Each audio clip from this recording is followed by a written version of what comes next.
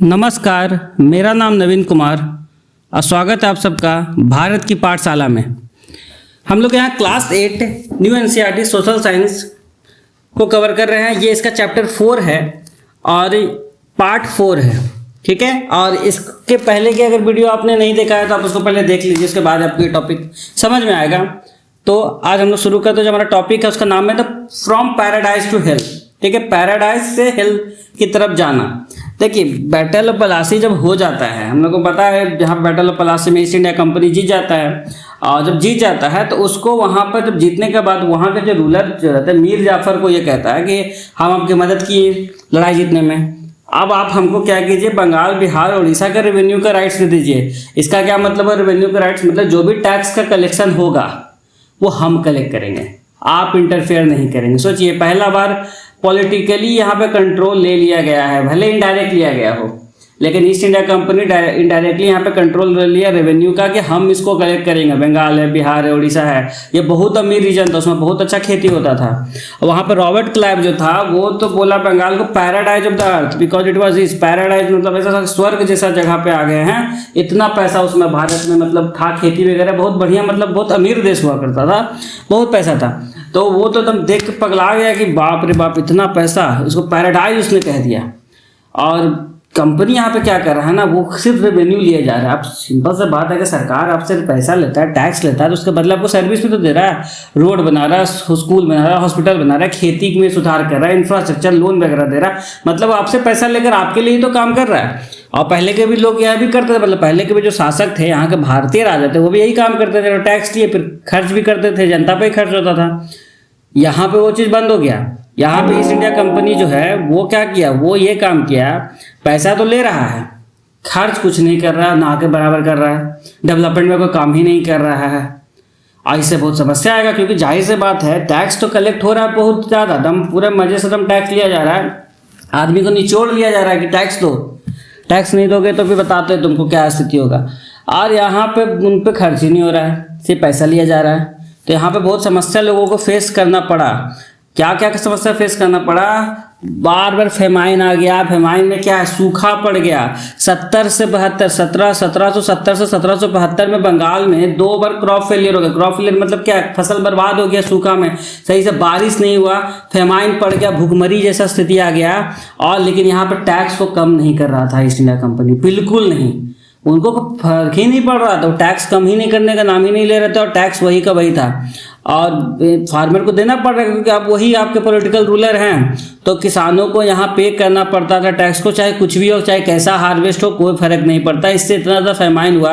और सोचिए, उस समय बंगाल का जो पूरा आबादी का 1/3 मतलब 33% जो है ख़त्म हो गया।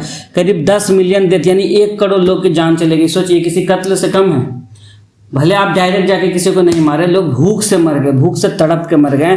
क्या स्थिति था और कितना बेकार झलक था ईस्ट इंडिया कंपनी का कि वो आगे क्या क्या करने वाले हैं। इतने ज़्यादा सेल्फिश आज तक कोई शासक नहीं हुआ पूरे भारत में, चाहे जो भी लोग यहाँ पे रूल करके गए हों, इनसे ज़्यादा सेल्फिश, इनसे ज़्यादा क्रूर कोई नहीं था। यह आपको पता चल रहा होगा। और फेमाइन में उन्होंने क्या किया ना, टैक्स और बढ़ा दिया, लैंड टैक्स और बढ़ाया। जो पहले से किसान मर रहा है उसकी स्थिति को और बेकार, दयनीय बना दिया उन लोगों ने। Voice against cruelty. अब बहुत सारे इंडियन लीडर थे, अब कुछ ब्रिटिश जो थे, इवन कुछ ब्रिटिश वाले लोगों ने भी क्रिटिसाइज किया क्रुएलिटी को। W हंटर जो थे, एक हिस्टोरियन है, उन्होंने डिस्क्राइब किया कि फार्मर जो है वो अपना कैटल बेच दिए, अपने जो जानवरों को वो पाला करते थे वो बेच दिए, जिस टूल से खेती किया करते थे वो बेच दिए, अपने बीज बेच दिए, अपने ग्रेन बेच दिए, और ज़रूरत पड़ेगा तो अपने बच्चों को बेच देंगे सर्वाइव करने के लिए। इतना बेकार स्थिति। सोचिए, ये बहुत पोएटिक वे में डिस्क्राइब कर रहे हैं चीज़ों को कि कितना स्थिति बेकार था, क्या वो लोग हालत कर दिए।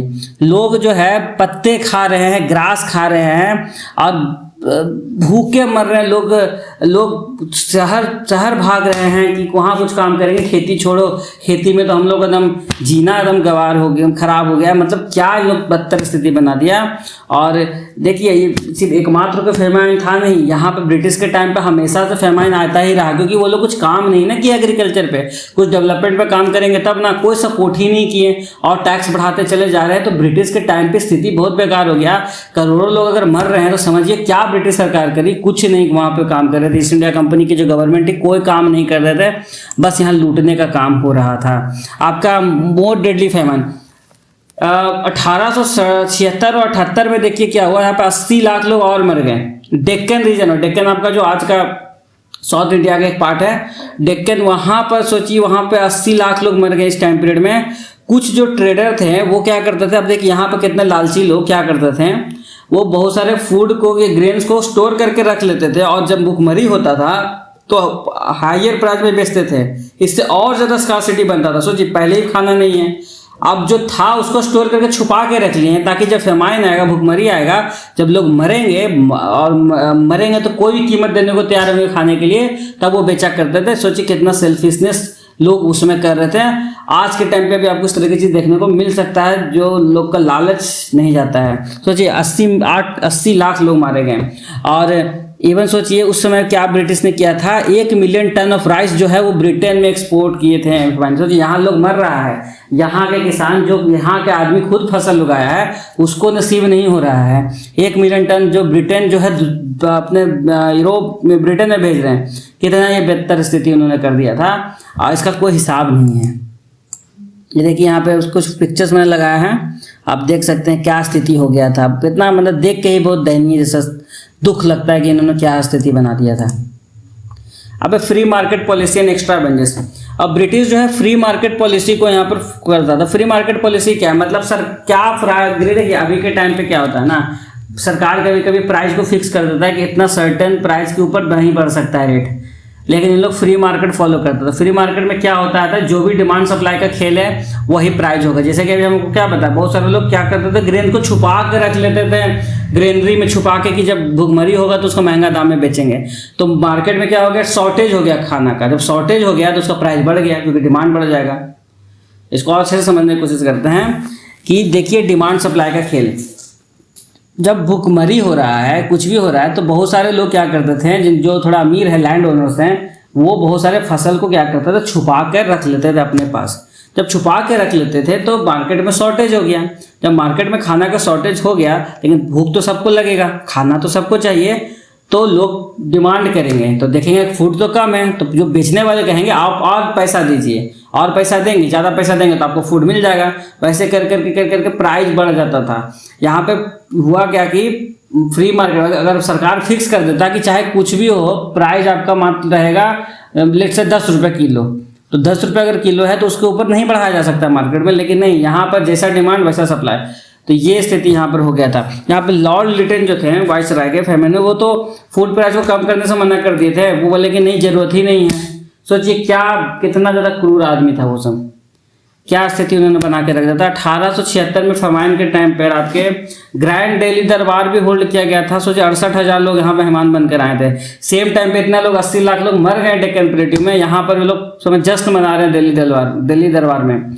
और रिलीफ कैंप जब ओपन हुए तो वहाँ पर भी स्थिति बहुत बेकार था। बस नाम का रिलीफ कैंप वो लोग ओपन कर देते थे, उनको कोई मतलब ही नहीं था यहाँ के लोगों से। यहाँ वो बहुत परेशान किए लोगों को। अब स्केल ऑफ ट्रेजेडी को समझिए। ब्रिटिश के टाइम पे करीब 12 से 20 फेमाइन आए। सोचिए इतना ज़्यादा फेमाइन आया, और इतना फेमाइन में समझ में आ रहा है 50 से 100 मिलियन लोग मारे गए। सोचिए 50 से 100 मिलियन लोग, 10 करोड़ लोग तो इधर ही मर गए। सोचिए ये पता है नंबर कितना सिमिलर है वर्ल्ड वार 2 में जितना लोग मारे गए। सोचिए हम लोग जो याद करते हैं कि वर्ल्ड वार में इतना लोग जान खो दिए, इतना लोग मारे गए हैं, क्या इतना इस तरह का युद्ध कभी होना नहीं चाहिए था। वो तो युद्ध था, वहाँ तो लोग मारने के लिए तैयार थे। सोचिए ये तो यहाँ पर किसान भूख किसान हो गए और आम जनता हो गए, भूख से मर गए, भूख से तड़प के मर गए। सोचिए कितना खराब चीज़ था ये। इतने सारे लोग की मृत्यु हो गई, बहुत सारे जानवर मारे गए हैं। सोचिए यहाँ आदमी को खाना नहीं मिल रहा, जानवर को कहाँ से खाना मिलेगा। तो ये स्थिति था। और कुछ ऑफिशियल्स ने ये भी कहा कि some officials said relief should be kept low to avoid dependency. सोचिए, और रिलीफ को कम रखेंगे ताकि डिपेंडेंसी ना बढ़े। सोचिए मेरा सरकार यहाँ मदद करना ही नहीं चाहता है, वो कह रहा है कि हम ज़्यादा रिलीफ भी नहीं देंगे लोगों को, वरना हर वो तो आदत बना लेंगे। सोचिए यहाँ इतना लोग मर रहा है और उनको कोई फर्क ही नहीं पड़ता था। अब बिफोर ब्रिटिश रूल, सोचो ब्रिटिश रूल के पहले भी भूखमरी होता था, पर इतना बड़ा लेवल का आज तक नहीं हो कि करोड़ों लोग की मौत हो रहा है। ये इनके टाइम पे ही हो रहा है। तो ये यहाँ पर था। इंडिया के डीप पॉवर्टी को समझने की कोशिश कीजिए। Rural India become very poor, और कॉलोनियल टाइम पे रूरल इंडिया बहुत गरीब हो गया। पहले ये स्थिति नहीं था, क्यों गरीब हो गया? पूरा आप टैक्स बढ़ा दीजिए। वहाँ पे गांव में लोग क्या करते, खेती करते थे, आप क्या किए, खेती में पूरा टैक्स बढ़ा दिए। सारा पैसा तो किसान टैक्स दे रहा है, फसल कुछ हो नहीं रहा है। छोटा मोटा जो फैक्ट्री भी होगा, आर्टिसन वगैरह, वो भी नहीं चल रहा था। ब्रिटिश के आने के बाद वो जो सामान बना के आता था यूरोप से, वो लोग खरीद रहे थे सस्ता में, तो उनका भी धंधा पानी बंद हो गया। तो भारत उसमें बहुत ज़्यादा यहाँ पर गरीब हो गया। देखिए ड्रेन ऑफ वेल्थ का थ्योरी दिया गया, उसमें देखिए क्या हुआ, बहुत सारे लोग हिस्टोरियन जो थे, जैसे यूएस के एक हिस्टोरियन थे ब्रूक एडम, ने कहा कि इंडस्ट्रियल रेवोल्यूशन जो ब्रिटेन में हुआ था, बाद में हम पढ़ेंगे इंडस्ट्रियल रेवोल्यूशन ब्रिटेन में, कि पूरे दुनिया में सबसे पहले इंडस्ट्री कहाँ स्टार्ट हुआ। उतना पैसा ब्रिटेन के पास कहाँ से है इतना बड़ा बड़ा फैक्ट्री स्टार्ट करने का? वो सब भारत से ही तो लूट के ले गए हैं। यूएस के हिस्टोरियन ब्रूक एडम ने बात कहा। विल डुरांट ने कहा कि ये स्टोलन वेल्थ है इंडिया का, मतलब यहाँ से लोग जो भी रिसोर्स है, पैसा है, सारा यहाँ से ब्रिटेन लेकर गए, किसी फॉर्म, डायरेक्ट पैसा के फॉर्म में ले गए, फसल के फॉर्म में ले गए, मेटल के रूप में, बहुत सारी चीज़ यहाँ से ट्रांसपोर्ट किए यहाँ से वहाँ, और भारत का पूरा पैसा वो लेकर भाग गए। अब देखिए दादा भाई नौरोजी एक इंडियन थे, उन्होंने तो एक किताब लिखा un British rule in India in 1901, उसमें उन्होंने बताया कि कैसे ब्रिटिश ने इतना लूटा भारत में। रोमेश चंद्र दत्त जो थे इकोनॉमिक हिस्ट्री ऑफ इंडिया लिखे, वो भी यही बताया कि यहाँ बहुत ज़्यादा पैसा लिया गया। और उषा पटनायक जो है आज के एक हिस्टोरियन है, उन्होंने कहा कि जितना पैसा ब्रिटेन वाले यहाँ से भारत से लेके गए हैं वो 45 ट्रिलियन डॉलर है। 45 ट्रिलियन डॉलर समझ रहे क्या है? आज का ब्रिटेन का जो जीडीपी है ना, उससे 13 टाइम ज़्यादा है। भारत का भी 3.5 ट्रिलियन डॉलर के आसपास का इकॉनमी है। सोचिए अब 45 ट्रिलियन डॉलर लेकर वो गए हैं। अगर आज वो पैसा भारत में रहता तो जो डेवलपमेंट बहुत ज़्यादा हो सकता था, वो जो इंडस्ट्रियल रेवोल्यूशन ब्रिटेन देख रहा है, हो सकता भारत ने देखा होता। जो टेक्नोलॉजिकल एडवांसमेंट वो सारे देश देख रहे हैं, वो भारत ने देखा होगा, क्योंकि भारत जब आज़ाद हुआ तो उसको बेसिक चीज़ पे फोकस किया, पैसा ही नहीं था। वो कहाँ टेक्नोलॉजिकल एडवांसमेंट करेगा, कहाँ इंडस्ट्री लगाएगा, उसका पैसा ही नहीं था। सारा पैसा तो ब्रिटेन वाले लेके गए। सोचिए 45 ट्रिलियन डॉलर, समझ रहे हैं आप? अमेरिका के शायद 20 ट्रिलियन डॉलर है, आप एक बार चेक कर लीजिएगा। 20 ट्रिलियन डॉलर उनका जीडीपी, इतना पैसा वो लेकर गए हैं 1765 से 1938 के बीच में। ठीक है, कैसे ले जाया जाता था इतना पैसा? क्या सिर्फ कैश के फॉर्म में ले गए? नहीं, टैक्स जो लगाए वो गया। रेलवे जो बना रहे, रेलवे तो अपने फायदा के लिए बनाए, रेलवे से जो चीज़ें आसानी की उसका टैक्स लगे। टेलीग्राफ नेटवर्क जो लगा उसमें पैसा पूरा गया। उसके अलावा जो भी लड़ाइयाँ ब्रिटिश लड़ रहा था, वर्ल्ड वॉर लड़ लिया, इतना सारा युद्ध लड़ा, फ्रांस से लड़ा, इतना सारा युद्ध लड़ा, उसका पैसा उसमें जो खर्च होता था वो भी भारत के ही जो टैक्स लगता था वहाँ से देते थे। ठीक है, ये पैसा अगर भारत में रहता तो इतना भारत बहुत अमीर होता, लेकिन उनके कारण देखिए स्थिति बहुत बेकार है। दादा भाई नौरोजी जो है अन ब्रिटिश रूल जो लिखे हैं उस पर आपका क्या सोचना है? ठीक है, वो उसमें ब्रिटेन के पार्लियामेंट के एक मेंबर भी थे 1892 में।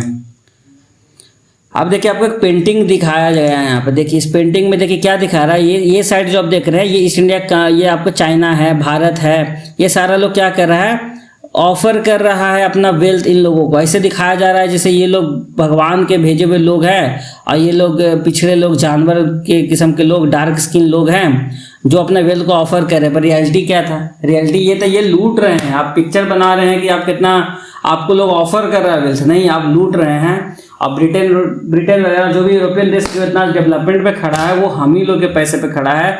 जो भी भारतीय देश है, अफ्रीकन देश है, उनके रिसोर्स के दम पर वो आज खड़े हैं। ठीक है, आज के वीडियो में इतना ही। हम उम्मीद करते हैं आपको ये समझ में आया होगा। नहीं समझ में आया है अब चैनल तो आप कमेंट कर दीजिए और चैनल को लाइक कीजिए, शेयर कीजिए, सब्सक्राइब कीजिए।